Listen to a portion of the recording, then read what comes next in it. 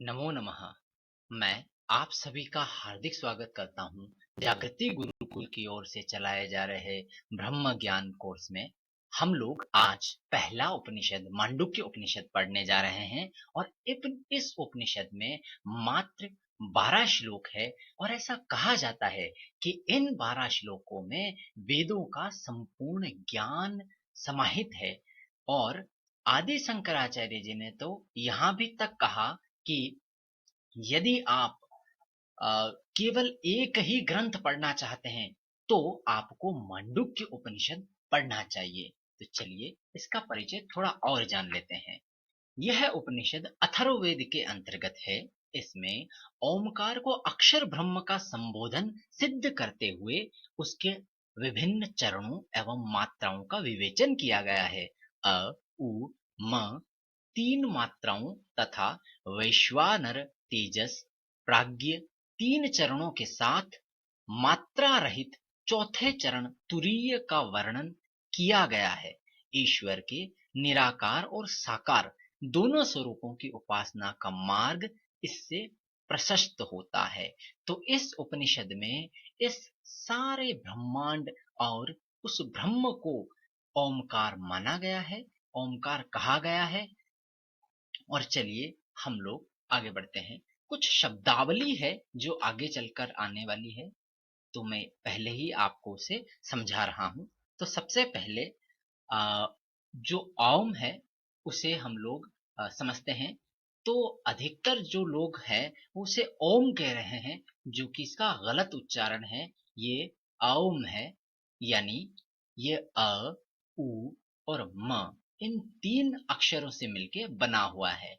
आगे प्रपंच, जो कुछ भी दिखाई देता है वह प्रपंच है। अद्वैत, जो यानी दो नहीं एक, मतलब ब्रह्म और जीव दो नहीं है। तो इससे ये हमें समझने को मिलता है। चलिए हम लोग आगे बढ़ते हैं और इसे मैं समझाने की दृष्टि से अ, तीन भागों में बांट रहा हूं। पहला जो श्लोक है वो ब्रह्म का स्वरूप बताता है कि ब्रह्म का स्वरूप कैसा है, ब्रह्म है कैसा। और दूसरे श्लोक से शुरू होता है कि आत्मा जो है उसके अलग अलग स्तर क्या है। वो सब कुछ दूसरे से 7वें श्लोक तक है। श्लोक नंबर 8 से 12 तक ओम की महिमा बताई गई है। तो चलिए हम लोग सबसे पहला जो श्लोक है उसे समझते हैं। ओमित्येतदक्षरमिदगुं सर्वं तस्योपव्याख्यानं भूतं भवद्भविष्यदिति सर्वमोङ्कार एव। यच्चान्यत्र कालातीतं तदप्योङ्कार एव। अर्थात ओम यह अक्षर ही सब कुछ है। यह जो कुछ भूत भविष्य और वर्तमान है वह उसी की व्याख्या है, इसलिए यह सब ओमकार ही है। इन तीनों कालों से अन्य जो भी तत्व है वह ओमकार ही है। अतः आपको जो कुछ भी दिखाई दे रहा है, पर्वत, पेड़, जीव, वस्तुएं, मकान, बिल्डिंगे, जो कुछ भी आपको दिखाई दे रहा है वह सब कुछ ओम ही है। और जो आपको दिखाई नहीं दे रहा है, अर्थात जो भूत भविष्य और वर्तमान से परे है, वह भी ओम ही है। और आधुनिक वैज्ञानिक भी ये कह रहे हैं कि ये सारा ब्रह्मांड जो है वो एक ध्वनि है और जो ओम है ये मूल ध्वनि है। चलिए अगला श्लोक पढ़ते हैं।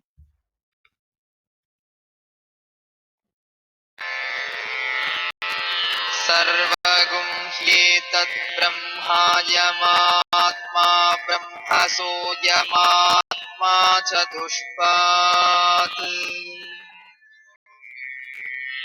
यह सब ब्रह्म ही है, यह आत्मा ही ब्रह्म है, यह आत्मा 4 पदों या अंशों वाली है, या हम लोग ऐसे कह सकते हैं कि आत्मा के 4 चरण होते हैं। यहाँ पर साफ-साफ शब्दों में बता दिया गया है कि आत्मा ही ब्रह्म है, यानी जो ब्रह्म है वो एक विशाल समुद्र है, वो सागर है, और आत्मा उसी की जलनुमा एक बूंद है जो उसी का हिस्सा है, यानी आत्मा ही ब्रह्म है। चलिए आगे बढ़ते हैं और तीसरे श्लोक को समझते हैं।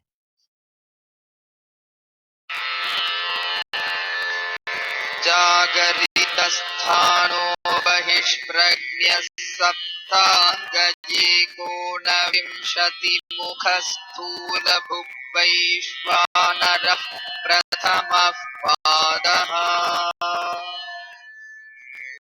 अर्थात जागृत अवस्था जिसकी अभिव्यक्ति का स्थान है, जो बहिप्रज्ञ बाह्य विषयों से संबंध 7 अंगों वाला द्व्यूलोक यानी सिर, सूर्य, नेत्र, वायु, प्राण, आकाश, देह, अन्न, जल, मूत्र स्थान और पृथ्वी चरण तथा 19 मुखों वाला 10 इंद्रियां, 5 वायु और मन, बुद्धि, अहंकार और चित्त, 4 अंतःकरण, यह 19 जिसके मुख के समान अर्थात उपलब्धियों के द्वार है और जो स्थूल विषयों का भोगता है, ऐसा वैश्वानर संपूर्ण विश्व ईश्वर का पहला पाद है या आत्मा का पहला पाद है। यहाँ पर हमें साफ साफ शब्दों में बताया गया है कि जिस अवस्था में वर्तमान समय में आप और मैं हूं, जागृत अवस्था में, जहां पर हम सारी चीजों का अनुभव कर सकते हैं, देख सकते हैं और हमें उनका बोध है, तो उस इसी अवस्था को जो है हम लोग जागृत अवस्था कह रहे हैं और वैश्वानर कह रहे हैं। इसे हम लोग ऐसे समझ सकते हैं कि ये जो हमारा शरीर है, इसे ही अगर हम आत्मा के एक विशाल और बड़े नर के समान तुलना करें, तो हमारे 19 अलग अलग मुख, जिसमें कि 10 इंद्रियां, 5 वायु, मन, बुद्धि, अहंकार और चित्त, 4 जो अंतःकरण है, ये सब 19 मुख हैं। और जो इसके 7 अलग अलग अंग हैं, जैसे कि द्यूलोक सिर के रूप में, सूर्य नेत्र के रूप में, वायु प्राण के रूप में, आकाश देह के रूप में, अन्न जल जो है वो मूत्र स्थान के रूप में, और पृथ्वी चरण के रूप में हम लोग इसे मान सकते हैं। तो ये हमारी आत्मा का पहला चरण है या पहली अवस्था है, जागृत अवस्था। चलिए आगे बढ़ते हैं और इसे थोड़ा और गहराई से समझते हैं। तो हम लोग इसे इंद्रिय निग्रह के माध्यम से समझ सकते हैं, जिसमें कि अंतःकरण में मन, बुद्धि, अहंकार और चित्त आता है। ये सब जो हमारा मस्तिष्क है, जो हमारा माइंड है, उसी के अलग अलग भाग है। और जो बहिकरण है उसमें ज्ञानेन्द्रिय गम्य और कर्मेंद्रिय गम्य, दो अलग अलग भागों में हम लोग बांट सकते हैं। जैसे जिसमें ज्ञानेन्द्रिय जो है उसमें नेत्र, कान, आंख, जीवा और त्वचा आती है, और कर्मेंद्रिय में अ, हाथ, पैर, वाणी, जननेन्द्रिय और गुदा आती है। इसके अलावा 5 वायु है हमारे शरीर में, जिसमें कि व्यान, समान, अपान, उदान और प्राण है। चलिए आगे बढ़ते हैं और अगले श्लोक को समझते हैं। स्वप्नस्थानोऽन्तःप्रज्ञः सप्ताङ्गजेकोनविंशतिमुखः प्रविविक्तभुक् तैजसो द्वितीयः पादः। स्वप्न जिसका स्थान है, जो अंतः प्रज्ञ 7 अंगों वाला, 19 मुखों वाला और सूक्ष्म विषयों का भोक्ता है, वह तेजस इसका दूसरा पाद है। तो जब हम लोग स्वप्न की स्थिति में होते हैं, जब हम रात को सोते समय सपना देख रहे होते हैं, तो वो हमारी आत्मा का दूसरा चरण या दूसरा पाद होता है। तो जो चीजें हमने इसके पहले वाली अवस्था में देखी यानी जागृत अवस्था में देखी, वही सारी चीजें हमें स्वप्न अवस्था में दिखाई देती है और वह हमारे ही द्वारा बनाई जाती है, हमारे मस्तिष्क के द्वारा, और हमें दिखाई जाती है। उसमें भी वही सारी चीजें हैं जो कि आपके जागृत अवस्था में है। तो उसे भी वैसा ही बताया गया है, बस अंतर इसमें ये आ गया है कि वह बाह्य प्रज्ञ है और यह अंतः प्रज्ञ ये है। ये अंदर की ओर देखने की शुरुआत आपके यहाँ से हो जाती है। चलिए अगले श्लोक को समझते हैं।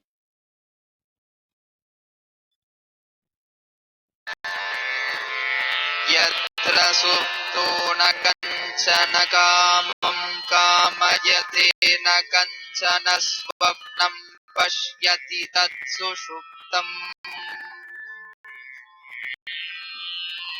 सुषुप्तस्थान एकीभूतः प्रज्ञानघन एवानन्दमयो यानन्दभुक्छेदो मुखः प्राज्ञास्तृतीयः पादः।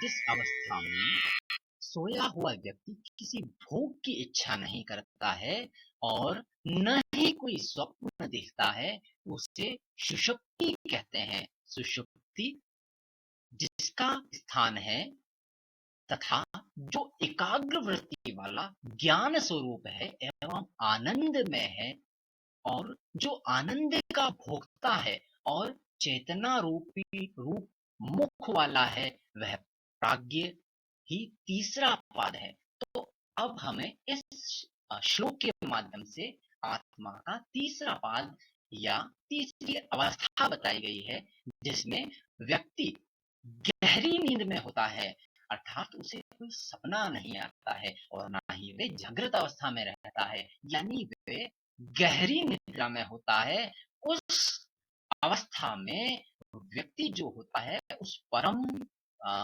परमेश्वर के जो है कनेक्शन में होता है, उससे जुड़ा हुआ होता है, और वे आनंद में होता है, वे आनंद का होता है। वे किसी भी विषय की भोगने की इच्छा नहीं करता है। लेकिन इसमें समस्या ये है कि उसे इसका बोध ही नहीं है, वो इसे जानता ही नहीं है। आप और मैं हर रोज अपने उस परम पिता परमेश्वर से गहरी निद्रा में मिल जाते हैं, एक ही हो जाते हैं, लेकिन क्योंकि हम लोगों को इसका बोध नहीं होता है, तो हम उसे जान नहीं पाते हैं। इसलिए इस अवस्था का भी आ, हमारे लिए कोई महत्व नहीं बन पाता है। चलिए अगला श्लोक समझते हैं। एष सर्वेश्वर एष सर्वज्ञ एषोऽन्तर्यामी एष योनिः सर्वस्य प्रभवाप्ययौ हि भूतानाम्। यह ब्रह्म ही सबका ईश्वर है, यह सर्वज्ञ है, यह अंतर्यामी है और समस्त जीवों की उत्पत्ति और लय का स्थान है। इस पंक्ति को हमें ध्यान से समझना पड़ेगा। सबसे पहले ये कहा गया है ये ब्रह्म ही सबका ईश्वर है, यानी यहाँ पर आपको जो कुछ भी दिखाई दे रहा है, जीव जंतु वस्तुएं या मनुष्य, उन सब का जो ईश्वर है वो ब्रह्म ही है। और यहाँ पर ये कहा जा रहा है सबका, इसका अर्थ ये भी हो जाता है कि वो किसी भी धर्म मजहब या पंथ संप्रदाय से हो, वो जो ब्रह्म है वो सबका ईश्वर है, वह सर्वज्ञ है, वह सब कुछ जानता है, उसको सब कुछ पता है, वह अंतर्यामी है, उससे सब कुछ अपने आप ही पता चल जाता है। वह समस्त जीवों की उत्पत्ति और लय का स्थान है, यानी सब जीवों की उत्पत्ति उसी के कारण होती है, उसी के द्वारा होती है, और सब जीवों का जो विनाश है या लय है वो भी उन्हीं के कारण होता है। इसमें मुझे एक रश्मि रत्ती जो कविता है उसकी पंक्ति याद आती है, जहां पर श्री कृष्ण कृष्ण भगवान कहते हैं सब जन्म मुझी से पाते हैं फिर लौट मुझी में आते हैं। तो ये जो श्लोक है ये भी वही व्याख्या कर रहा है। चलिए आगे बढ़ते हैं और आगे वाला श्लोक समझते हैं। नान्तप्रज्ञं न बहिष्प्रज्ञं नो भयतः प्रज्ञं न प्रज्ञानघनं न प्रज्ञं नाप्रज्ञम् अदृष्टमव्यवहार्यमग्राह्यमलक्षणमचिन्त्यमव्यपदेश्यमेकात्मप्रत्ययसारम् प्रपञ्चोपशमं शान्तं शिवमद्वैतं चतुर्थं मन्यन्ते स आत्मा स विज्ञेयः। जो आंतरिक प्रज्ञा वाला नहीं है, जो बाह्य प्रज्ञा वाला नहीं है, जो उभय प्रज्ञा यानी आंतरिक एवं बाह्य प्रज्ञा दोनों वाला नहीं है, जो ज्ञान पुंज नहीं है, जो ज्ञान रूप नहीं है, जो अज्ञान रूप भी नहीं है, जो ज्ञानेन्द्रिय गम्य नहीं है, जो कर्मेंद्रिय गम्य नहीं है, जो क्रिया रहित है, जो प्रतीकों से भिन्न है, जो चिंतन की सीमा से परे है, जो कथन की सीमा से परे है, जो एकमात्र अनुभव गम्य है, जो संपूर्ण प्रपंचों का विलय स्थान है, जो शांत स्वरूप है, जो कल्याण रूप है, जो अद्वैत रूप है, वही ब्रह्म का चतुर्थ चरण है, वही आत्मा है, वही तुरीय है और वही जानने योग्य है। तो इस श्लोक में हमें बहुत गहराई से समझाया गया है कि आत्मा क्या है। सबसे पहले जो हमें अभी तक 3 अलग-अलग चरण बताए गए हैं, उन चरणों को हम आत्मा नहीं कह सकते हैं, क्योंकि वे सब अपने ब्रह्म में विलीन होने के लायक नहीं है। जब हम लोग गहरी समाधि में होते हैं और जब हम ईश्वर में मिलने के लायक हो जाते हैं, तब हम लोग आत्मा का सही जो स्वरूप है, सही जो चरण है, उसमें पहुंच जाते हैं, जिसे हम तुरीय कह रहे हैं। और वो ऐसा है कि जो भी आप देख रहे हैं, जिसे आप भले ज्ञान कहो, अज्ञान कहो, ज्ञानेन्द्रिय गम्य कहो, कर्मेंद्रिय गम्य कहो, ये सब वो नहीं है। वो प्रतीकों से भिन्न है, वो कोई प्रतीक नहीं है। यदि आप उसे किसी मूर्त में ढूंढते हो तो वो कोई मूर्त नहीं है, वो प्रतीक नहीं हो सकता है। यदि आप ये सोचो कि मैं सोच कर, मैं चिंतन करके उसे जान सकता हूँ, तो वो ऐसा भी नहीं है, क्योंकि वो चिंतन की सीमा से परे है। अगर आप ये समझते हो कि मैं उसे केवल कहकर आपको बता सकता हूँ, तो ऐसा भी नहीं है। वे मेरे कहने की यानी कथन की सीमा से भी परा है। वही एकमात्र अनुभव गम्य है, वही अकेला है जिसका अनुभव किया जा सकता है, और अंत में हमें उसी के अंदर जाकर मिलना है। और वो ऐसा है जहां पर अद्वैत है, जहां पर कोई दूसरा नहीं, यानी जहां पर दो का भाव नहीं होता है, मैं और तुम का भाव नहीं होता है, जहां पर सब कुछ एक ही हो जाता है, अद्वैत हो जाता है। वही जो चौथा चरण है, वही तुरीय है, वही आत्मा है, और उसी को जाना जा सकता है, वही जानने योग्य है। यहाँ पर ये बहुत बड़ी बात कही गई है। चलिए आगे बढ़ते हैं और 8वां श्लोक समझते हैं।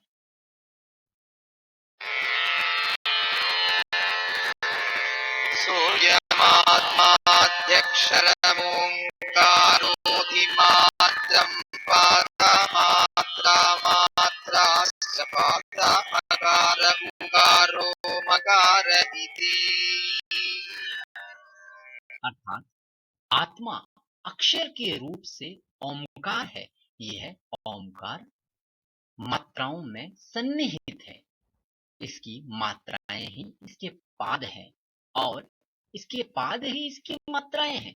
ये मात्राएं अकार, उकार और मकार हैं। तो यहाँ पर अच्छी तरीके से हमें समझाया गया है कि जो ओम है वह अ, उ और म, इन 3 अलग अलग मात्राओं से मिलकर बना हुआ है। और यदि हम इसे समझें तो हम लोग ऐसे भी समझ सकते हैं कि यदि आप कंप्यूटर प्रोग्रामिंग को थोड़ा-सा भी जानते हैं या कंप्यूटर के बारे में ज्ञान रखते हैं, तो आपको पता होगा कि कंप्यूटर में सब कुछ 0 और 1 यानी ट्रू और फॉल्स जो है या जैसे हम लोग बाइनरी नंबर कहते हैं, उसी से मिलकर बना होता है। तो कंप्यूटर में आप कुछ भी चीजें देख रहे हैं, वे सब कुछ उन दो मूल तत्वों या दो मूल चीजों से या दो मूल नंबरों से मिलकर बना होता है। वैसे ही ये जो पूरी सृष्टि है, ये पूरी सृष्टि इन तीन मात्राओं से मिलकर ही बनी होती है। और आधुनिक वैज्ञानिक भी यही कह रहे हैं कि ये जो सारा ब्रह्मांड है, ये ब्रह्मांड वास्तविकता में एक ध्वनि ही है। और ध्वनि को हम लोग देखें तो ये ओम ही है। और ओम में अ, उ और म, ये तीन जो है मात्राएं हैं। यदि हम लोग इसे और गहराई से समझना चाहते हैं, तो ओम ही एकमात्र ऐसा शब्द है जिसे बिना जीव के प्रयोग करके हम लोग बोल सकते हैं, उच्चारित कर सकते हैं। तो जैसे कि हम लोग सांस लेकर अ, सांस को बाहर फेंकते हैं, तो हमें की जो ध्वनि है वो सुनाई देती है। फिर यदि हम लोग उसे होठों को थोड़ा सा गोल कर लेते हैं, तो हमें ऊ की जो ध्वनि है वो सुनाई देती है। और ऐसे ही जब हम मुंह को बंद करने वाले होते हैं, तो हमें यानी म की जो है मकार की जो ध्वनि है वो उत्पन्न होती है। तो हम इसे ओम इस तरीके से बोल सकते हैं। बहुत सारे लोग ऐसा कहते हैं, जैसे आपने सुना भी होगा, देखा भी होगा कि हम इसे ओम कह रहे हैं। ये ओम नहीं, ये ओम है, जैसे यहाँ पर अच्छी तरीके से समझा दिया गया है। चलिए आगे बढ़ते हैं।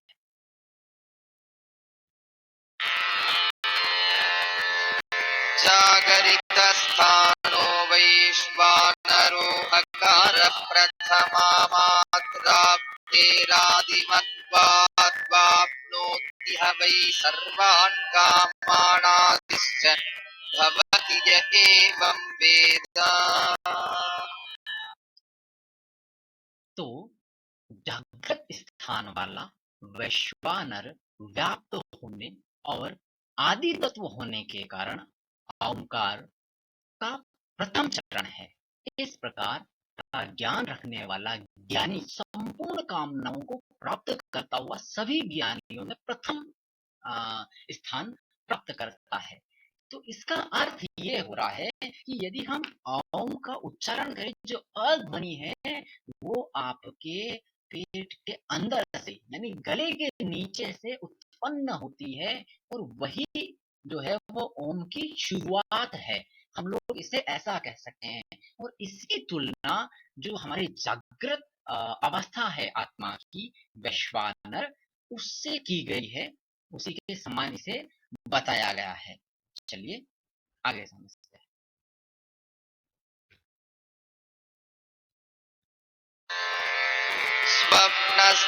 स्वप्नस्थानस्तैजस उकारो द्वितीया मात्रोत्कर्षादुभयत्वात्मोत्कर्षति ह वै ज्ञानसन्ततिं समानश्च भवति नास्या ब्रह्मवित्कुले भवति य एवं वेद।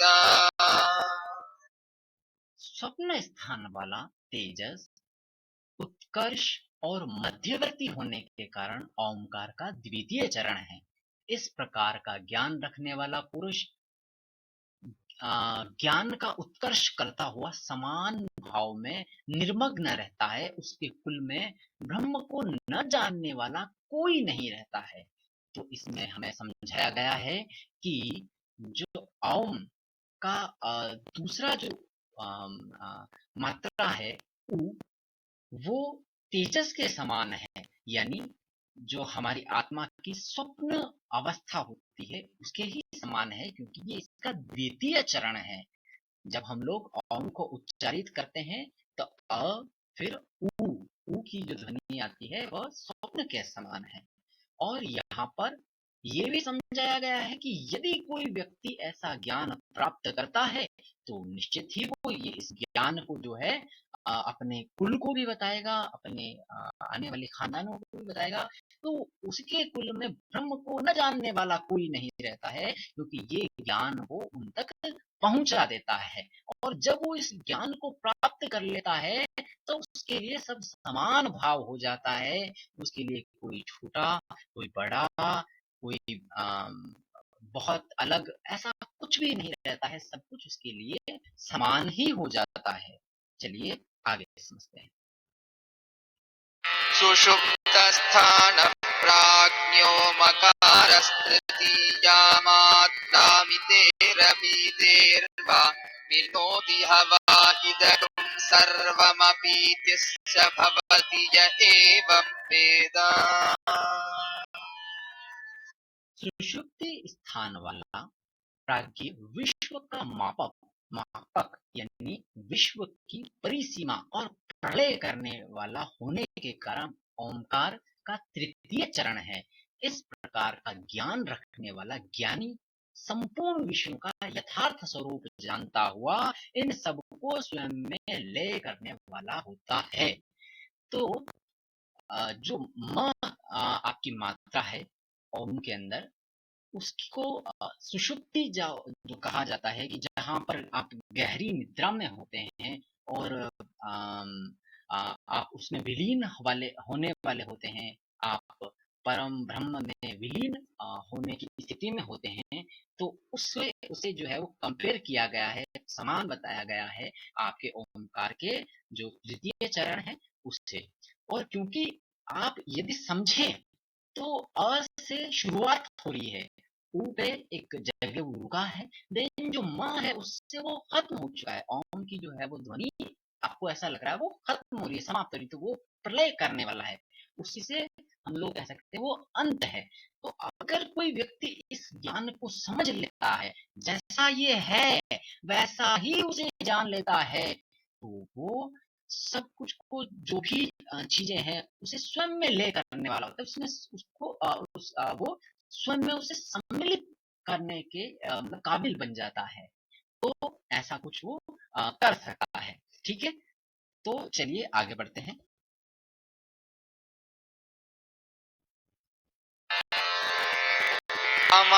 अमात्रश्चतुर्थो व्यवहार्य प्रपञ्चोपशमशिवोऽद्वैत एवमोङ्कार आत्मैव संविशत्यात्मनात्मानं य एवं वेद य एवं वेद।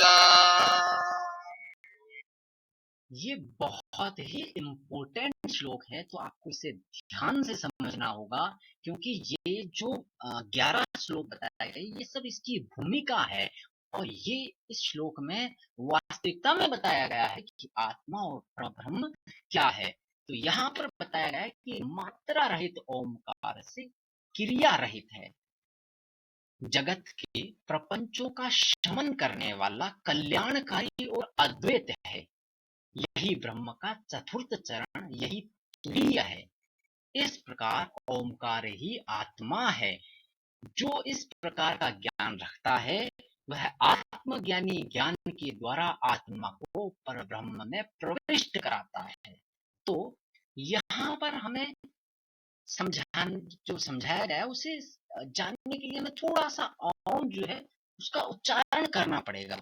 जब हम कुछ दिनों तक ओम का उच्चारण करेंगे तो हमें ये महसूस होगा कि जब हम ओम इस तरीके से बोल चुके होंगे तो हमारे अंदर से भी कुछ ध्वनि जो है वो आवाज जो है वो निकलेगी। और वही जो आवाज है वही आपकी आत्मा की आवाज है, जिसे कबीर साहब कहते हैं कि आपके अंदर अनहद नाद जो है वो हमेशा बज रहा है। वो उसी ध्वनि की बात कर रहे हैं, वो उसी आत्मा की आवाज की बात कर रहे हैं। तो जब आप ओम बोलते हैं तो कुछ दिनों तक आपको ये प्रयत्न करना पड़ेगा, आपको ओम का मंत्र जाप करना पड़ेगा, आपको ध्यान लगाना पड़ेगा। और जब आप ध्यान लगाएंगे, कुछ दिनों तक उस पर काम करेंगे, उसके पश्चात आपके अंदर से स्वतः ही एक ध्वनि, जब आप ओम जो है वो पूर्ण बोल चुके होंगे तो उसके पश्चात निकलेगी, और वही आत्मा है, वही ब्रह्म है। और यही जो है वो आत्मा का चौथा चरण है। जो भी इस चीज को जान लेता है, समझ लेता है कि कोई बड़ा नहीं है, कोई छोटा नहीं है, कोई मुझसे अलग नहीं है, कोई मुझसे भिन्न नहीं है, यहाँ पर जो भी कुछ दिखाई दे रहा है वह सब कुछ मेरा ही रूप है, वही उस परम पिता परमेश्वर का रूप है। और ऐसा कहा जाता है कि जो हमारा परम ब्रह्म है, जो ईश्वर है, वो एक समुद्र के समान है, और जो बूंद है वह आत्मा के समान है। तो जब हम लोग ये जान लेते हैं, समझ लेते हैं कि आत्मा जो है वो उस बूंद का रूप है, और इस बूंद को वापस उस परम पिता परमेश्वर, उस समुद्र में मिलना है, तो फिर कुछ भी शेष नहीं रहता है। फिर हमें कोई भी लोभ, मोह, अहंकार, ऐसी कोई चीजें आड़े नहीं आती है, और हम लोग उस परम तत्व, उस परम ज्ञान को प्राप्त करते हुए मोक्ष को प्राप्त कर लेते हैं। और हम एक बार पुनः इसे सारांश के रूप में देख लेते हैं। तो ब्रह्म का स्वरूप बताया गया है पहले श्लोक में।